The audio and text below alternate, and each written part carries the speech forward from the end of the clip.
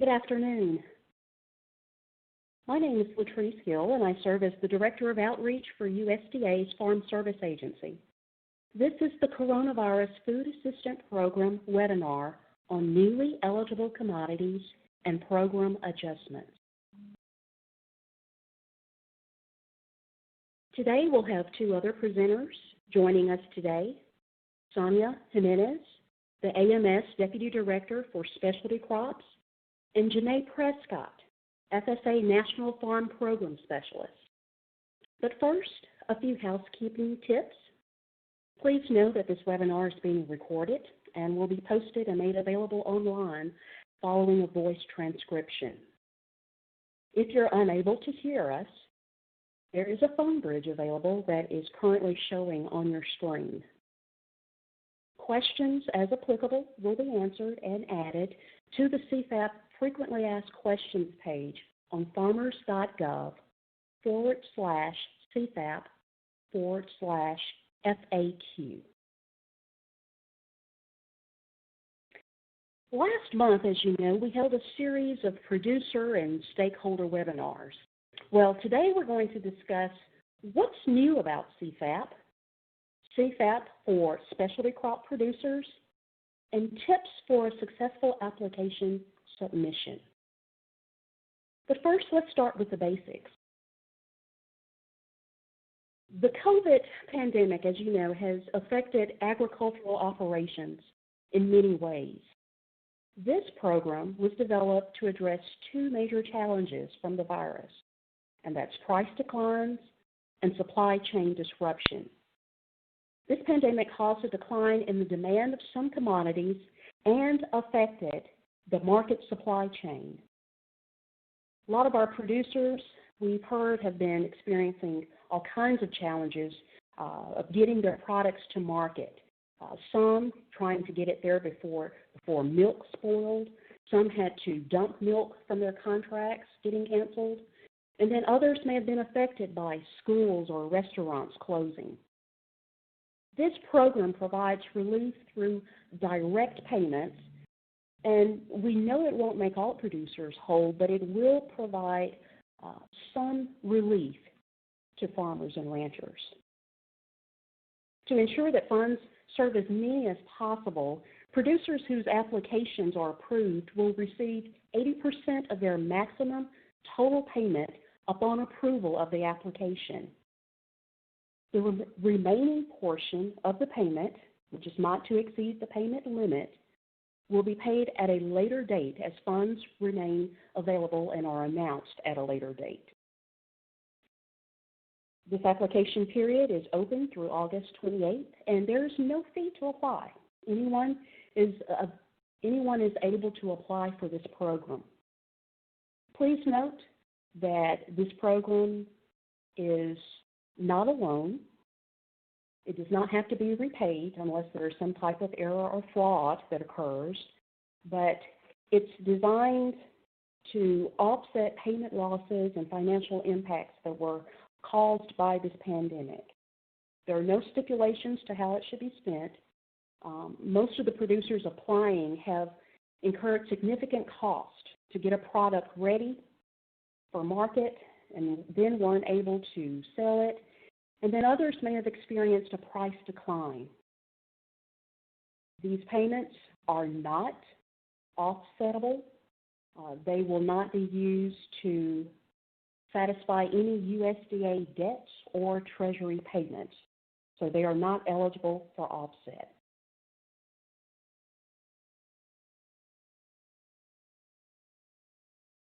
To give you a little bit more about payment limitations and eligibility, you do not have to be a current producer with USDA. You don't have to be a customer with us already.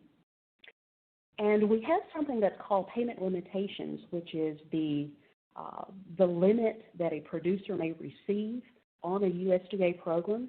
That is $250,000 per person.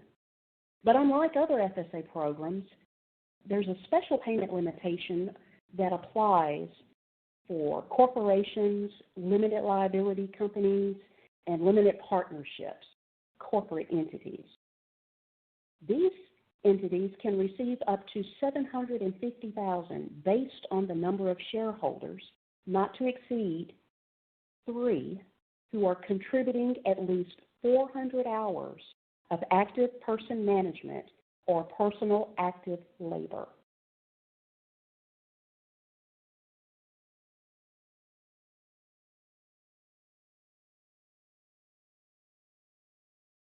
We encourage producers to take a look at the specialty crops and the different categories. All of this information can be accessed online on our website. That is www.farmers.gov/CFAP.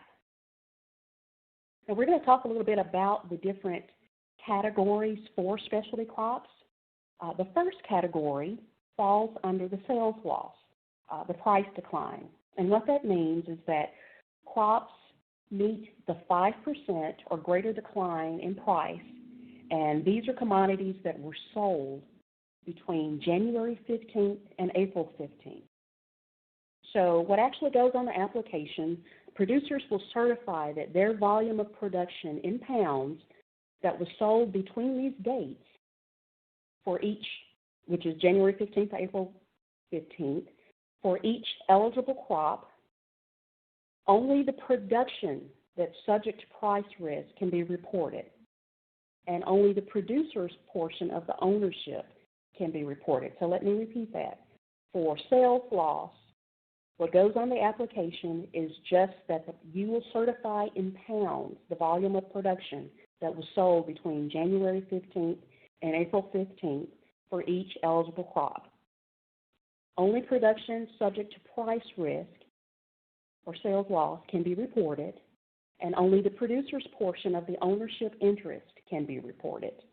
So you can't put your partner's interest, it only has to be your individual producer interest.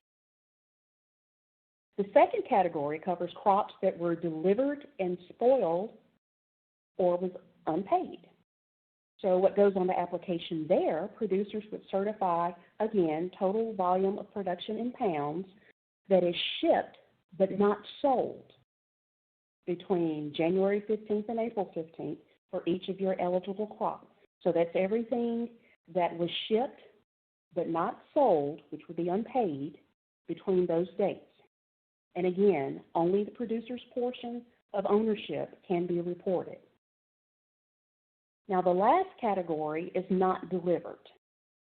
What that means is any commodity that was left on the farm, a shipment that didn't leave the farm at all, or any acres that may not have been harvested, these would fall into category 3 as a not delivered commodity. It would also include crops that were donated. So what goes on the application? Producers will certify the total number of acres that were left in the field or harvested but not shipped between January 15th and April 15th for each eligible crop. Again, only the producer's portion of ownership can be reported. Now you can find these commodities and their categories as they would be eligible all online, again on that farmers.gov website. Now for payments, how do the producers determine what they're eligible for and what they should be in? The best way would be for you to go on the website and review our specialty crop webinar. We had a specialty crop webinar last month. If you would go to those recordings, and you can take a deeper dive into the different categories for specialty crops.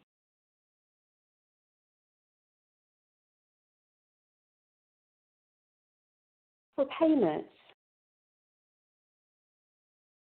first it's important to know that if there were any crops in inventory available to be sold on April 16th and have a future value, then they are not eligible. Now, some examples for that would be apples, potatoes, onions, nuts, viable products beyond April 15th because they can be stored and they don't spoil easily, so they would not be eligible.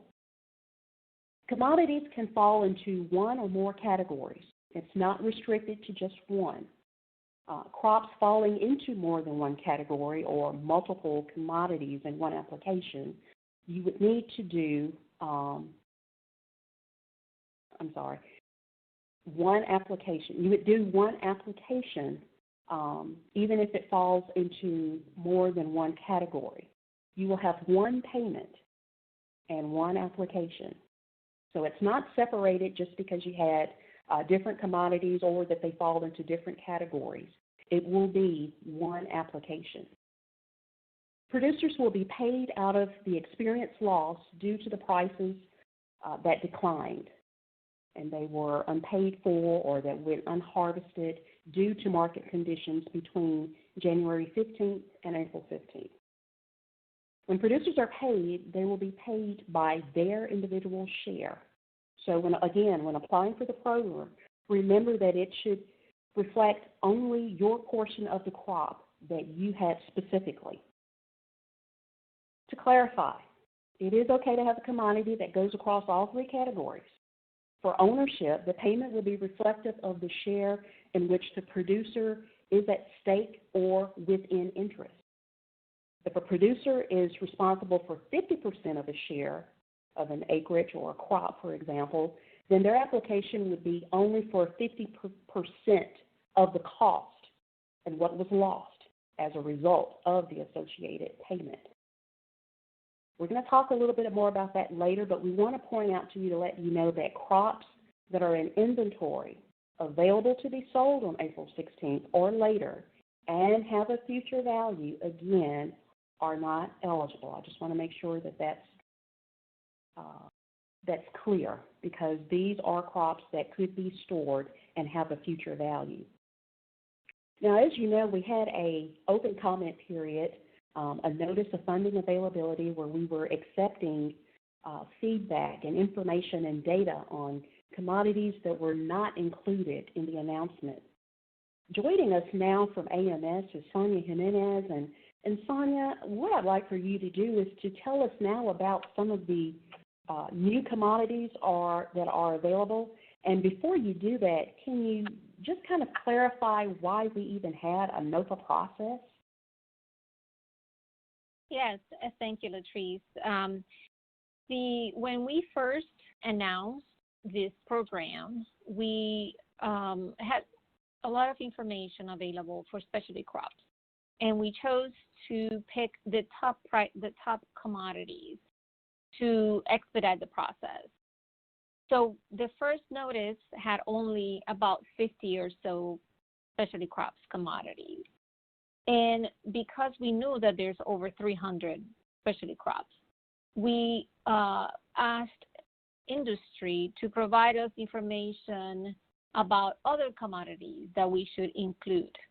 And that's why we published the NOFA, trying to gather more information about what other commodities we should include, and also asking industry to provide us information about pricing for these commodities during January and April of this year. The result was that we received 1,740 comments, and the majority of those were related to specialty crops. So what we did was to gather those comments, and we started going through the comments. What you're seeing right now is the result of the first review of the first group of comments.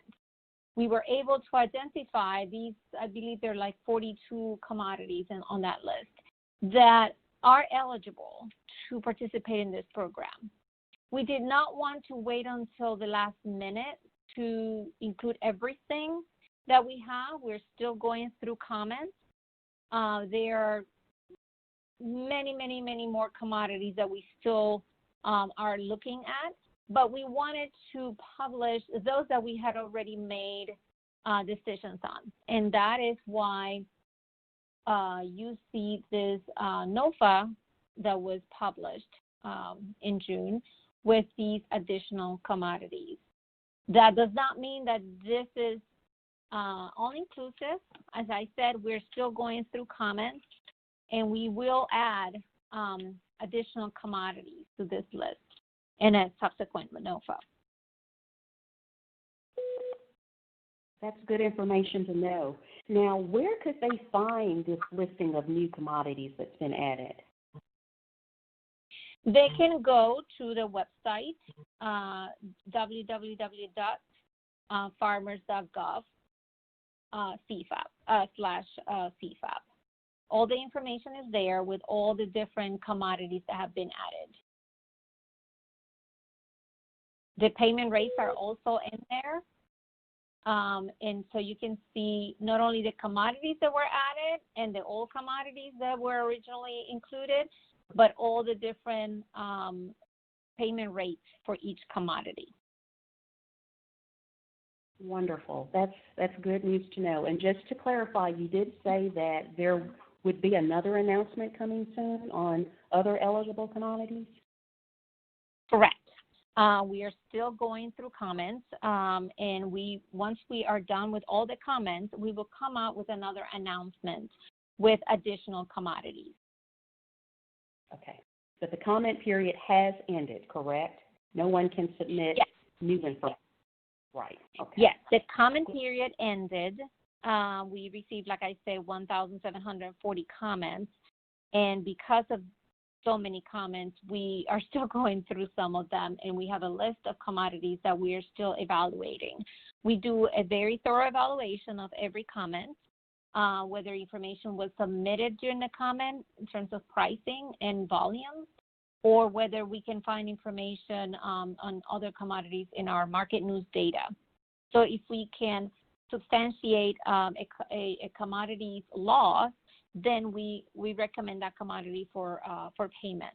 So we will finish that process very soon. Okay. Well, thank you. I appreciate you clarifying that for us. Janae Prescott with FSA. I'd love for you to explain a little bit about sales loss and the different categories.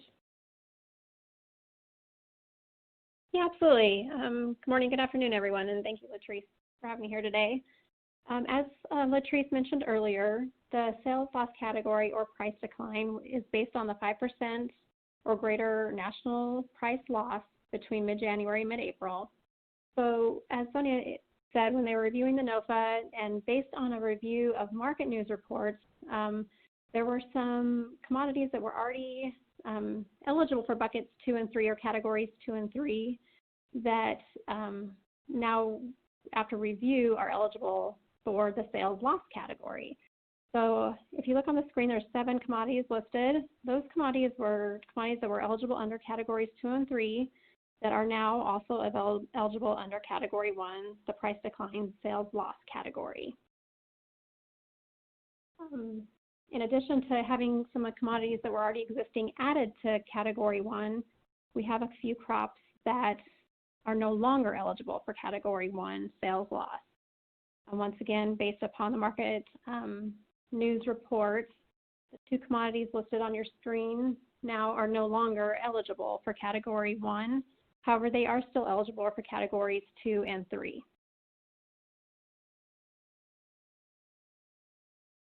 We also had some adjustments to payment rates.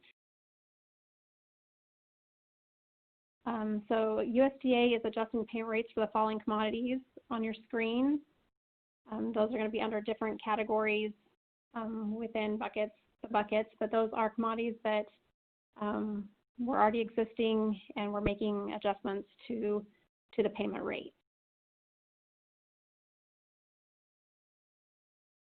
Some additional information on those adjustments of rates. So based on those commodities that we just listed,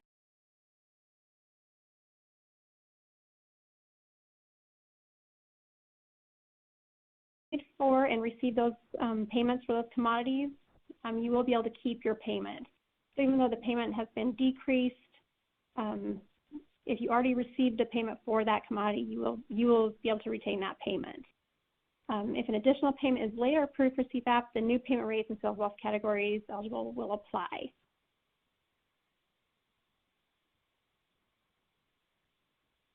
Okay, if you had a commodity that had an increase in payment rate, so say you had already applied for a commodity where the rate now it has increased. When software updated to update our new rates, if you received a payment, that new payment of the higher rates will automatically be generated, and a new payment would be issued for the increase in the payment rate.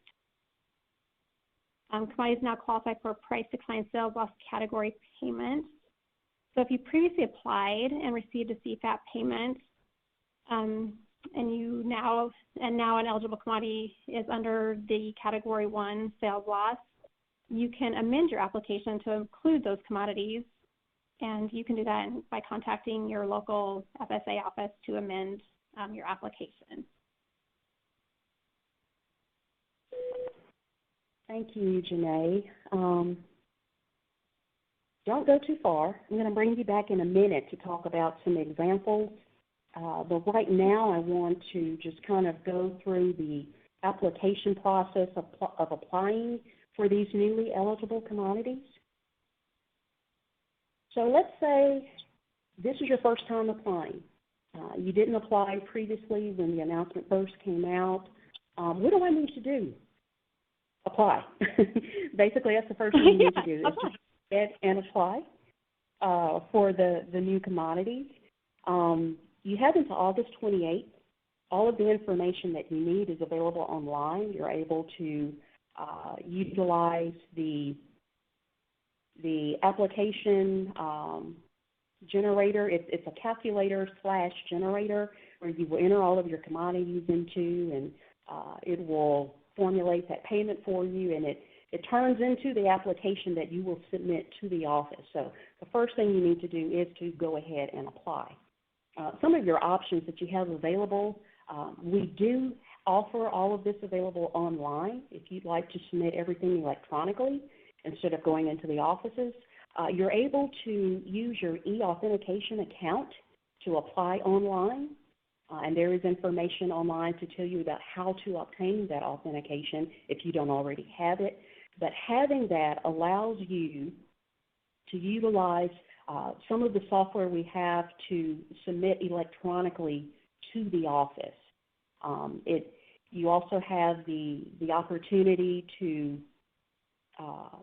schedule a phone appointment if you prefer to discuss on instead of going online. If you prefer to discuss with the office, you're able to make an appointment. We have a call care center that we'll talk about later that you can call and ask questions to. But the most important thing for you to do now is to take a look at the website and look at all of those resources on how to apply.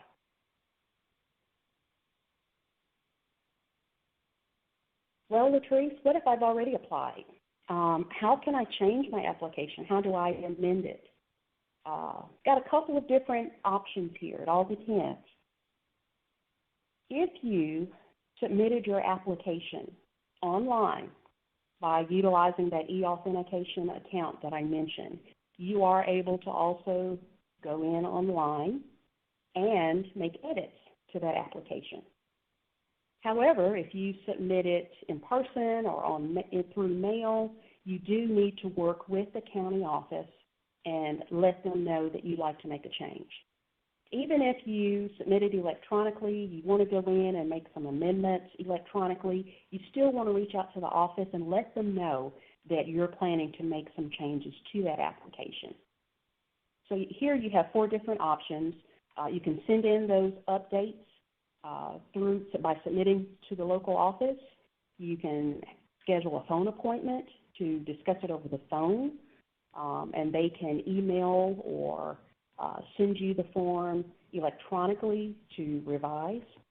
Again, online if you have that e-authentication ID. Or you can schedule an in-person appointment. As you know, some of our offices have started opening up, and by appointments only, you are able to schedule an appointment to go and speak to someone at the office. So that's just a quick, what do you do if you've never applied before? And again, we'll talk through more specifics later.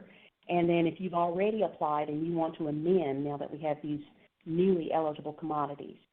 But right now, I think what will be most important, if you learned a little bit about how to actually do this, and I'm one of those people that I need some examples. Give me some examples. Give me, an example of how this looks. What if? Give me different scenarios. So Janae, if you don't mind, please walk us through some different examples as far as these applications are concerned. Yeah, absolutely. Okay, so the first example we have here, we have Farmer Alex that grows apples for sales at a local farmer's market. He has 100% ownership in 1,000 pounds of apples that were harvested and sold between the January 15th and April 15th, 2020. The farmers markets where Farmer Alex sells apples closed due to the pandemic. This left Farmer Alex with an acre of apples in production that was unable to be marketed before they spoiled because the farmer markets were no longer a viable outlet. The apples were harvested and some were donated to food banks, but the majority were composted on the farm. So originally, Farmer Alex submitted a CFAP application on June 15, 2020, and certified to the 1 acre as the acres with production not shipped or sold on the application. And you see in the example there where we have in item 34, we have the 1 acre. And then he was not eligible for compensation on the 1,000 pounds of apples sold, as that was not an eligible category on June 15th when Farmer Alex first applied. Farmer Alex then learns of Category 1 now being eligible for apples as of July 10th. So now Farmer Alex called his local FSA office and requests to modify his original application to include the 1,000 pounds of apples sold between January 15th and April 15th. And he's going to do that on item 32, as you can see in the example there. The FSA office makes that edit to show the 1,000 pounds in box 32, and it's also going to show the original 1 acre in box 34 as he had on his previous application. Farmer Alex will sign the new application and get it returned to the FSA office. Upon receiving and approving his application, Farmer Alex will be issued the additional payment for the 1,000 pounds of apples that he sold between January 15th and April 15th. On to example 2, we have Farmer Rosario had 100 pounds of fresh russet potatoes delivered to a local restaurant, normally delivered on the 1st and 15th of each month, from January 1st of 2020 to April 15th of 2020. The restaurant paid for the shipment received during February 2020, but beginning with the March 2020 shipments, the restaurant has limited customers, and the potatoes were donated, and Farmer Rosario was not paid. On June 15th, Farmer Rosario applied for CFAP and certified to the 400 pounds as the volume of production shipped but not sold and unpaid on a CFAP form. So that is item number 33. You can see the 400 pounds that was shipped and unpaid for. And then want to make sure that we point out that the potatoes sold in February were not previously eligible for that. So now, Farmer Rosario learns that as of July 10th, potatoes have been separated into 4 types with different payment rates for each type. Originally, when he applied, it was all potatoes in one category, but now there's a new category, fresh russet potatoes, that now qualify under the price decline sales lost payment category in item 32. So Farmer Rosario wants to amend his application through the online portal. He calls his FSA office and requests that they make his application editable again. So basically that office, he applied online originally, they need to go in and remove the approval date so he can now edit the application online.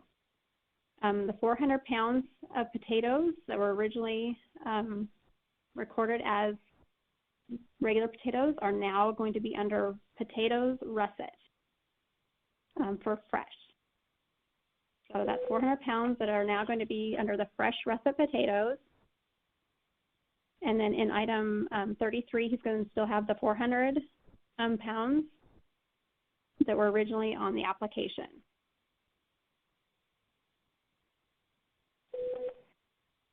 Now that's, And upon that's really good.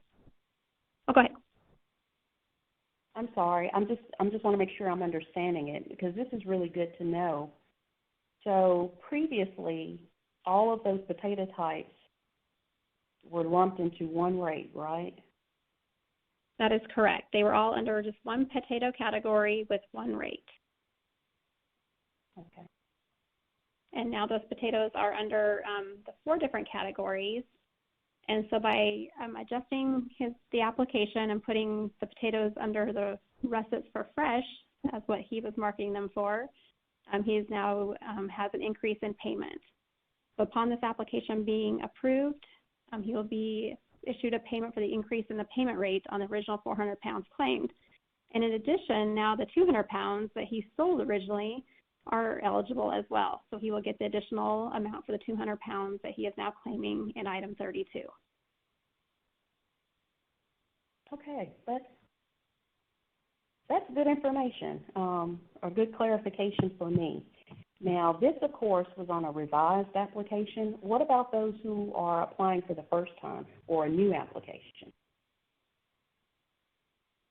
Yeah, absolutely. For new application, here we have Francis Farmer, who is a vegetable operation and grows high-tone tomatoes for sale at restaurants and farmer markets. Francis Farmer has 100% ownership and 2,000 pounds of tomatoes that were sold between January 15th and April 15th. So Farmer Francis, if they would want to come in and certify to the 2,000 pounds of the volume production sold between January 15th and April 15th. And that is going to be done in bucket 30, in item 32, on the application. And now say if, just as I pointed out earlier, they get to claim, their shares of those tomatoes. So say Farmer Francis only had 50% in that commodity, then they would only get to claim 1,000 pounds. So just as some clarification when applying for these new applications, that once again, they only get to claim the share of their ownership in those commodities. So of her restaurant sales, Francis Farmer had 50 pounds of tomatoes delivered to one local restaurant on the 1st and 15th each month from January 15th through April 15th. The restaurant paid for the shipment received during January and February 2020. But starting in March of 2020 shipments, the restaurant had limited customers, the tomatoes spoiled, and Francis Farmer was not paid.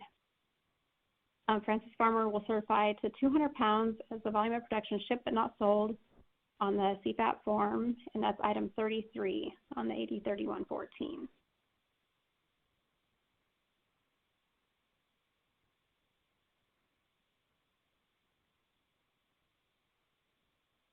Okay, and then in addition, the restaurants that Francis Farmer sold her tomatoes to all closed in March 2020, leaving her with an additional 1/8 of an acre of tomatoes that weren't able to be marketed to any other buyer before they spoiled.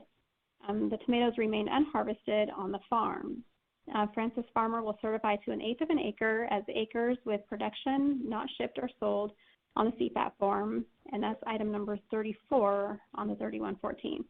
So here you can see on the screen all three categories, and 32 having 2,000 pounds, 33 with a 200 pounds of production shipped that was spoiled, and then we also had the 1/8 of an acre that was remained unharvested on the farm. So that is what Francis Farmer's apple application would look like for that situation. A question for you, Janae. Would Francis also be able to count acres of production not sold at the farmer's market because the demand went way down or the market didn't open? Yes, that would also be ineligible if they were unable to be sold.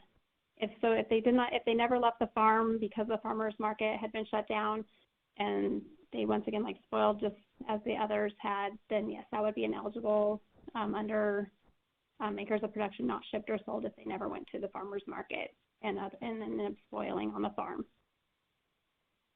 Okay, great, thank you. I I appreciate those examples.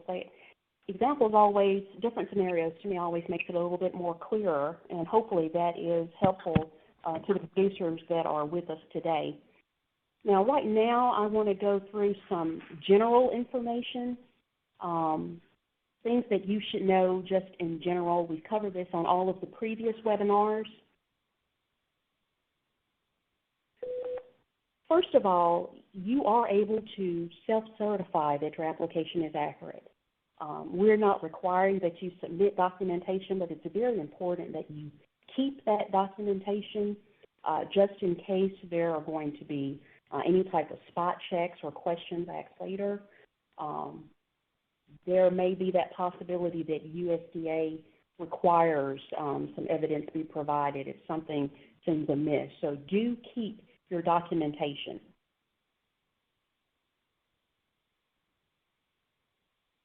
And please know that there's help available. We don't expect, especially if you've never done business with USDA before, we don't expect you to automatically understand how to complete and submit everything.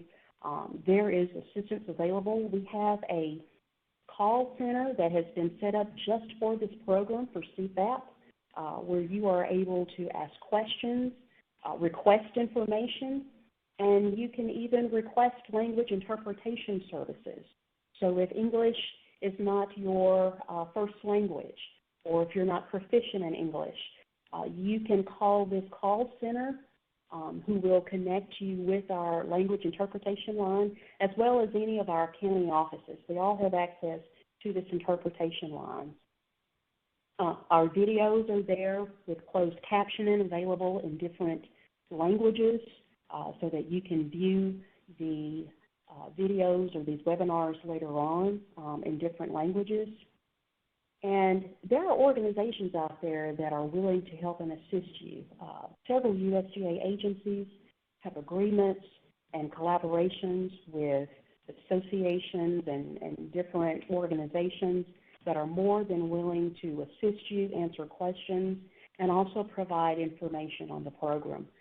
A lot of them have websites that have lots of information on the program, and they're willing to help walk you through different scenarios to make sure that this program is a good fit for you.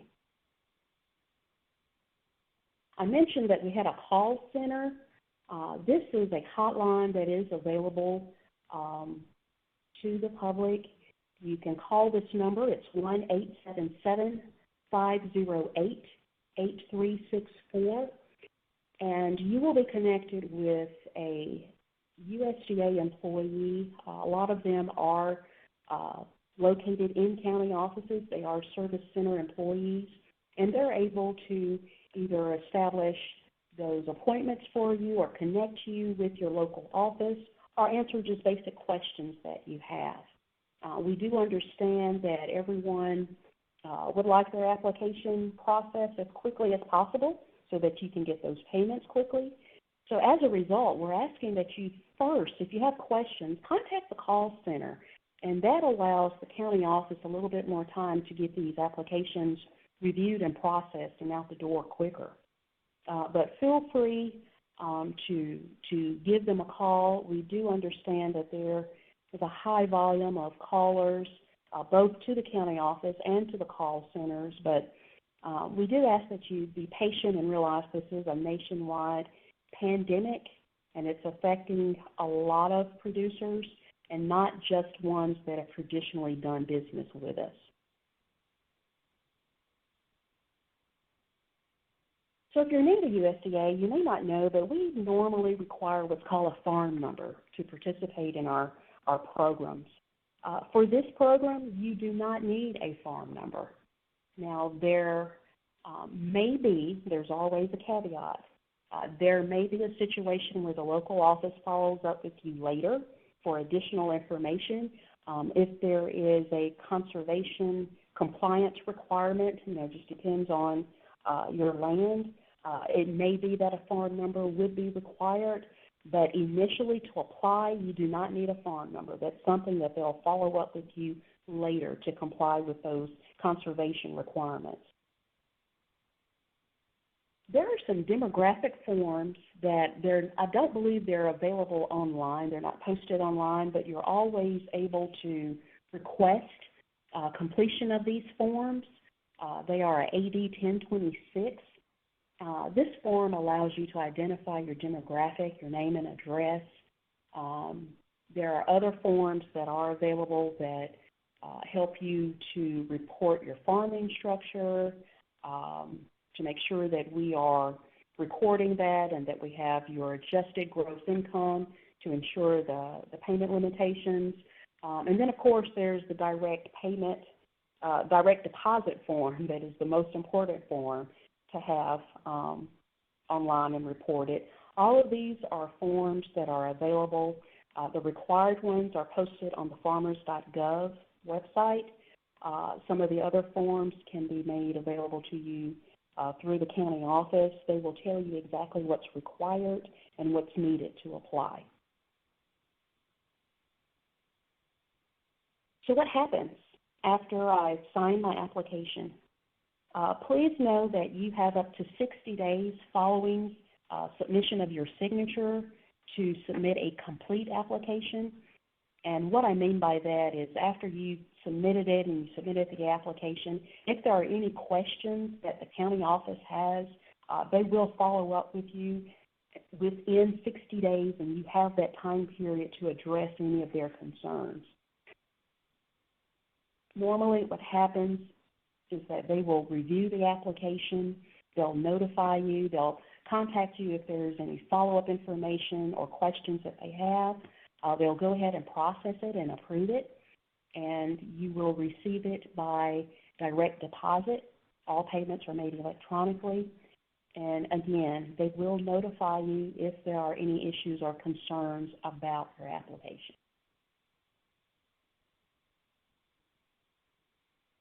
So we're very hopeful that this has been informative. Again, to find out more about the commodities, the new eligible commodities, we ask that you go to farmers.gov/CFAP. But to stay alert and abreast of all of our webinars and additional information, because as Sonia mentioned previously, that there will be future announcements, so more than likely we will have future webinars.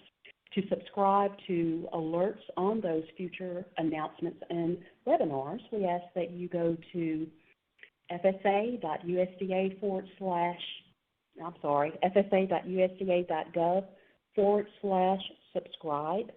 There you're able to enter your information and select Outreach and Education, and that signs you up for all of our announcements and events.